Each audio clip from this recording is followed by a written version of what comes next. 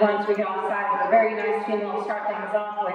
The big, bold lady female is going to come next. Big on her frame size, big on her foot, and then bone work. She just puts it together in a little bit more awkward package. Gets a little off balance, like to level her out at the top. Like to set those knees back into her ever so slightly, and when we put her in motion, she gets just a little choppy off those hind two. But tremendous amount of depth and dimension and power in that female right there. The gray heifer here, big hip, love just the natural power and punch that she has. But unfortunately with that, we get a little tubular in the center portion of her body. I just like to drop her there, give her a little bit softer look from the side profile, but tremendous amount of power and shape on that female.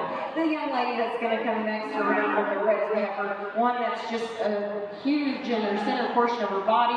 When we get up on top of her, she's very square, like that added width that she has. She just puts it together in a little balanced package, like to level her out on her head, just give her a little bit sharper look up front as well. The female that's going to follow up behind her, she's got a little bit sharper look, a little bit more elegance and smoothness to her, but with that she runs out of that gash. She just gets a little flatter in her muscle shape and pattern, gets a little bit more refined in her foot and bone work compared to some of them above her.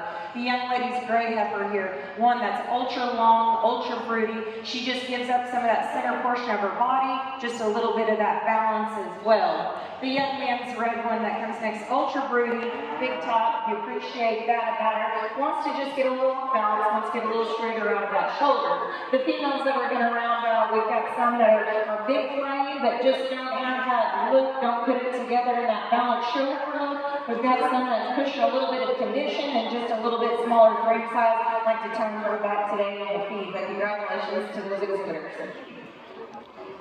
Over here on the Senegal side, we're going to start going with big, high-performing female. You get into her body dimension, her forward and hard, her depth to her flank, her length and hip and hind leg, and the way it coordinates together.